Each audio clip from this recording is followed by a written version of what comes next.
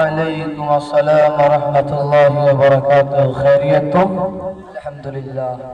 بھائی میں آپ سے ایک سوال پوچھنے کے لیے آیا ہوں، برا تو نہیں مانیں گے؟ نہیں بھائی جان، کہیے آپ مجھ سے کیا پوچھنا چاہتے ہیں. بیٹا علی شان ادھر آؤ. السلام علیکم ورحمۃ اللہ وبرکاتہ. وعلیکم السلام ورحمۃ اللہ وبرکاتہ. بیٹا جائے پروفیسر صاحب کے لیے کچھ ٹھنڈا یا گرم لے کر آئے.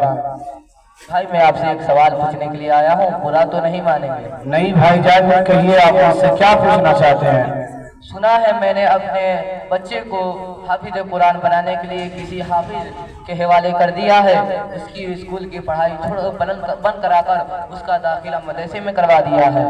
بھائی آپ نے اپنے بچے کے ساتھ بہت برا کیا ہے اور آپ نے بے وقوفی کی ہے کہ آپ اپنے بچے کی ہندی، انگلش، سائنس، حساب جیسی ساری دنیوی تعلیم بند کرا کر اسے حافظ اور مولوی بنانے کی سوچی ہے. بھائی وہ حافظ مولوی بن کر کیا کر سکتا ہے؟ وہ زیادہ سے زیادہ مدرسے میں نوکری کر سکتا ہے یا مسجد میں امام بن سکتا ہے. یا اسے کیا ملے گا؟ اسے 4 سے 5 ہزار ملے گا. اس سے کیا ہوگا؟ اتنی مہنگائی ہے، کیا کھائے گا، کیا کھلائے گا؟ اپنے بال بچوں کو، اپنے والدین کو کچھ ضروریات بھی ہے، کیسے پورا کرے گا؟ بھائی جان آپ مسلمان ہو کر اور پڑھے لکھے ہو کر ایسی باتیں کر رہے ہیں. خیر یہ آپ ہی کی یہ سوچ نہیں ہے بلکہ اکثر و بیشتر مسلمانوں کی یہی سوچ بن گئی ہے. ہم مسلمانوں کو اپنی کمائی پہ بھروسہ ہو گئے، اللہ کی ذات پہ نہیں. ہم مسلمانوں کو اللہ کی ذات سے بھروسہ بالکل ہی ختم ہو چکا ہے. بھائی اپنے بچے کی تو زندگی کو برباد کر دیا ہے آپ نے.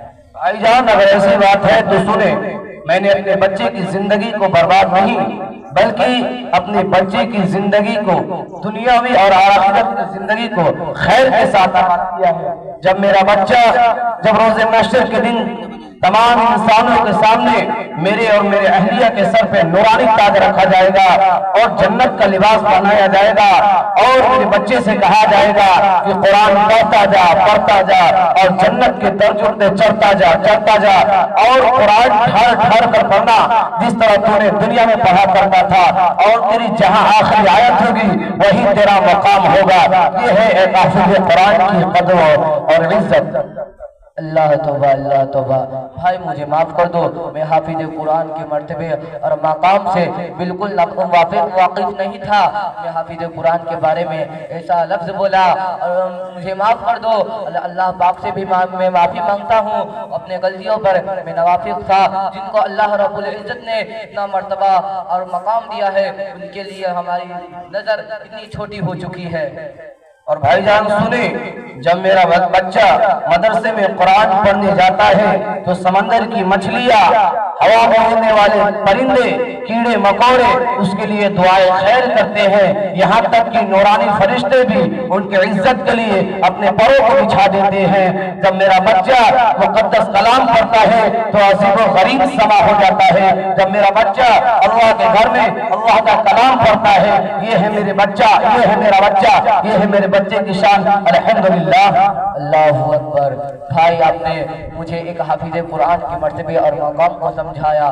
مجھے بھی افسوس آ رہا ہے اپنے لڑکے پر اور اپنے بے وقوفی پر. ہم نے یہ سوچا نہیں تھا کہ ہم مدرسے جا کر ایک حافظ قرآن کے مرتبے اور مقام کو سمجھے. ہمارا لڑکا اتنے دنوں سے مدرسے میں پڑھ رہا ہے مگر اس کو یہ معلوم نہیں ہے کہ پیشاب کھڑے ہو کر کرنا چاہیے یا بیٹھ کر.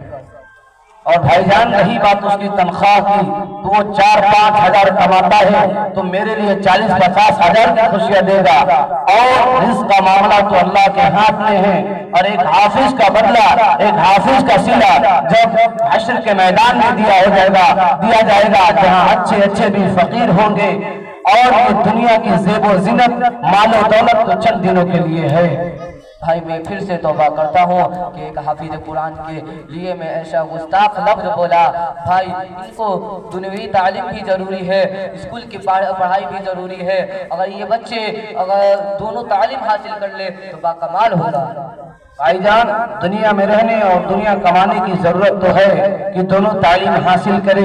یہی سوچ کر میں نے اپنے بچے کو ایسے مدرسے میں داخلہ دلوایا ہوں جہاں انگریزی، ہندی، حساب اور دنیا کی جتنی بھی سبجیکٹیں ہیں تمام سبجیکٹوں کو پڑھایا جاتا ہے.